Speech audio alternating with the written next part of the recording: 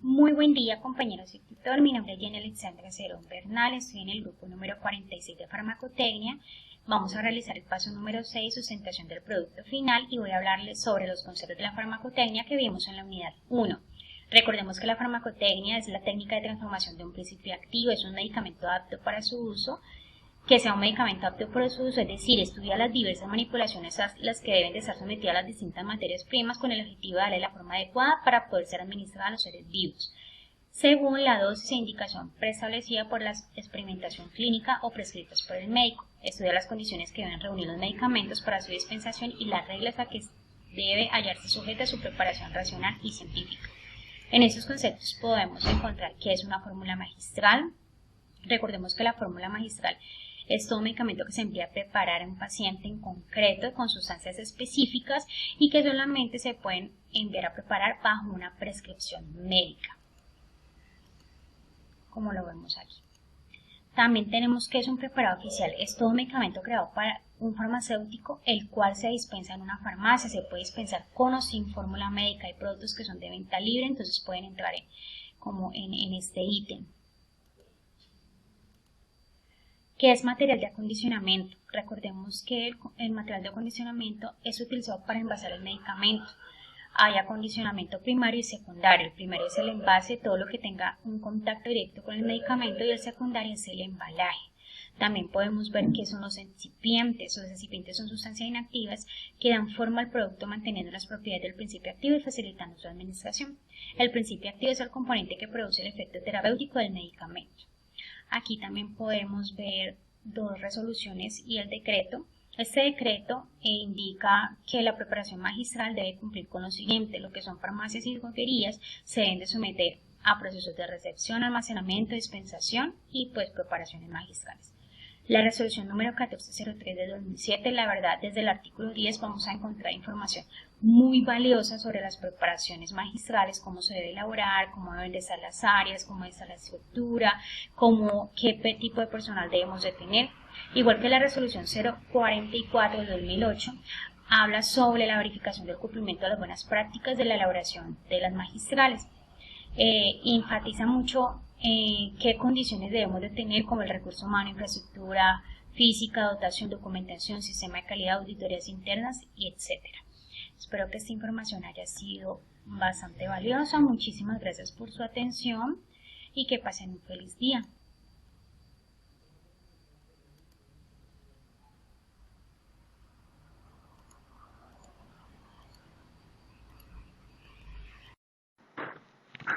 Muy buenas tardes, mi nombre es Mónica Pérez y el día de hoy vamos a revisar un tema muy importante que se desarrolló dentro del curso de farmacotecnia, el cual es las formas farmacéuticas.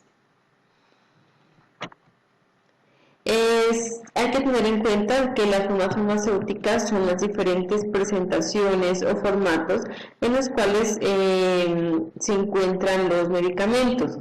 Estas facilitan un mejor manejo y un mejor suministro de estos medicamentos a los pacientes. Estas formas farmacéuticas se dividen en tres formas: según su esterilidad, según el estado de la materia y según su vía de administración. Según su esterilidad, se clasifican estas formas farmacéuticas en estériles y no estériles. Estériles significa que no deben tener ninguna carga microbiana de ninguna clase.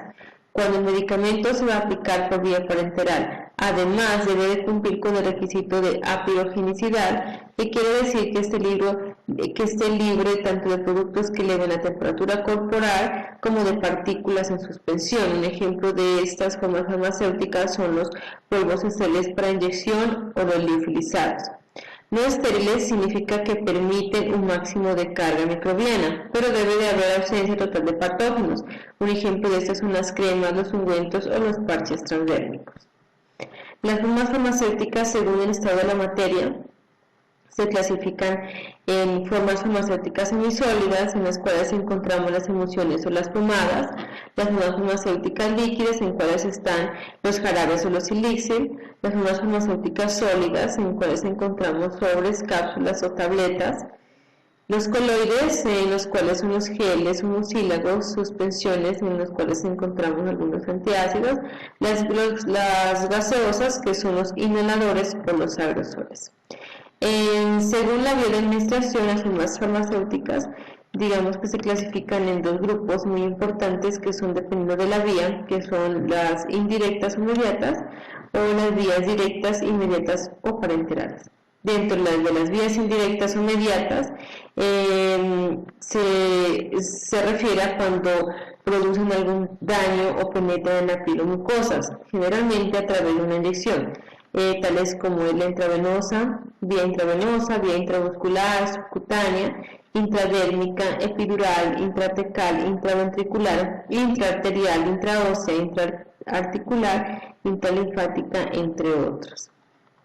Y las de administración directas, inmediatas o parenterales, se refiere a cuando el medicamento atraviesa piel o mucosas pero sin producir daño, tales como son la vía oral, la vía sublingual, la vía óptica, la vía ocular, la vía vaginal, la vía tópica, rectal, entre otras. En este cuadro, como vemos en esta tabla, encontramos la clasificación de las vías de administración, pues según los tipos de vía que se encuentren. Y también es importante tener en cuenta que las formas farmacéuticas se deben de administrar de la manera correcta. Digamos que las presentaciones en las que vienen los medicamentos tienen unas indicaciones, las cuales debemos tener en cuenta al administrar los medicamentos. Muchísimas gracias.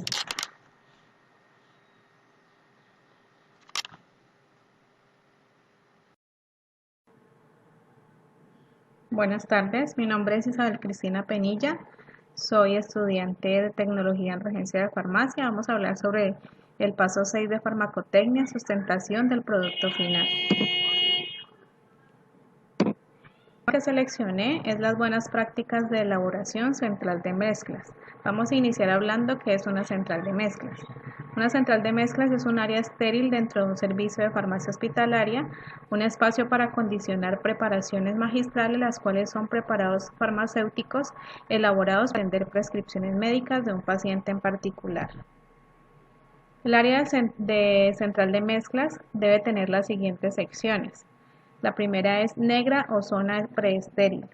Es la destinada para el alistamiento de los documentos, insumos, personal responsable de la elaboración de las mezclas. La zona gris o zona de preingreso, destinada para el lavado de manos, cambio de ropa estéril, así como la desinfección de medicamentos y dispositivos médicos.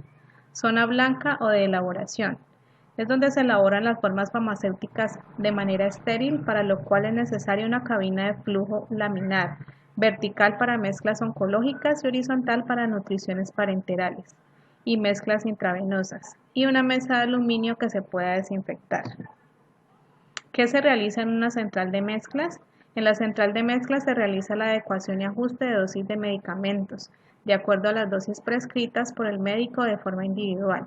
Se realiza reenvase y reempaque, mezclas parenterales, manipulación de formas farmacéuticas inyectables de medicamentos en su reconstitución y dilución. Tenemos unas etapas del proceso general en las centrales de mezclas. Estas son: recepción de orden médica, revisión y análisis de orden médica, perfil farmacoterapéutico, planeación de preparación y cronograma de preparaciones, preparación, registro del producto y verificación, etiquetado y dispensación. Muchas gracias por su atención. Cordial saludo, tutor y compañeros. Mi nombre es Astrid Johanna Muñoz Guerrero y en esta oportunidad les hablaré acerca de las normas de bioseguridad en el laboratorio de farmacotecnia. Normas de bioseguridad: distanciamiento físico.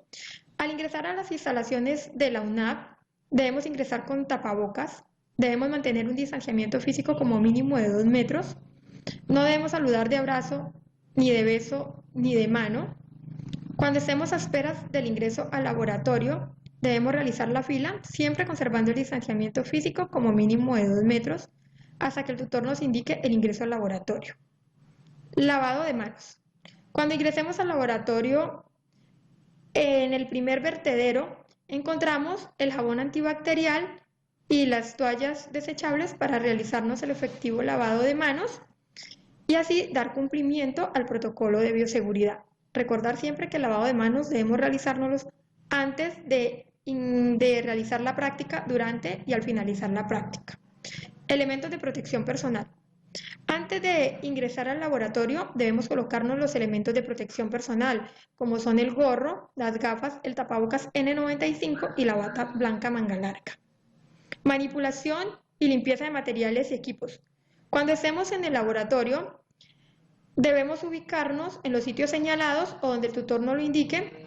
Debemos colocarnos los guantes de nitrilo y debemos proceder a realizar la limpieza y desinfección de la mesa de trabajo, aplicando una solución desinfectante.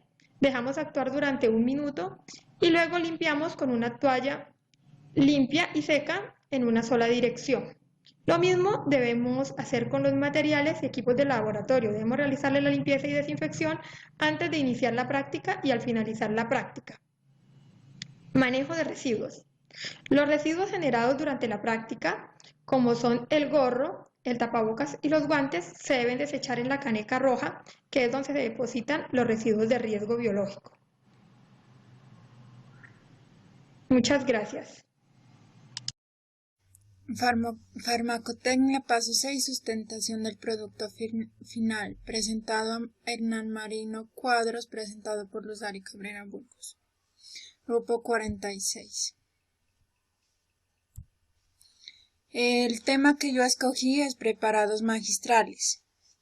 Las preparaciones magistrales son medicamentos elaborados para un paciente en específico bajo la supervisión del farmacéutico. Según lo que nos enseñaron los preparados magistrales no necesitan una aprobación del INVIMA, siempre y cuando sea debidamente preparado, con su debida etiqueta, sustancias que utilizó, fecha de vencimiento, fecha de caducidad. En las prácticas de laboratorio nos enseñaron los preparados magistrales, los cuales son muy útiles. Reconstrucción de una fórmula magistral. Estos deben tener los equipos y utensilios que vamos a utilizar o los vamos a emplear, nombre del preparado magistral, identificar la forma farmacéutica del preparado magistral, si es un talco, una crema, en lo que sea debidamente. Componentes, usos y características. Debe tener para qué sirve el preparado magistral, como son los componentes, si es un talco que sirve para las bacterias de los pies, para el mal olor, entre otros. También debe ser el modo de preparación. Uno debe describir paso a paso cómo uno lo preparó o cómo lo hizo. Debe tener una balanza, porque no podemos añadir los implementos en cucharas, sino ir midiendo por gramos para saber la cantidad que le vamos a añadir. Las operaciones unitarias o fisioquímicas identificadas, las cuales deben ser para qué sirve. Debemos tener un tipo de envase y la información en la etiqueta. Siempre debemos colocar la etiqueta. Los preparados que nos enseñaron en farmacotecnia a realizar son la crema humectante para manos, el enjuague bucal en casa, preparación de talco natural para pies y preparación de un desodorante natural. Muchas gracias.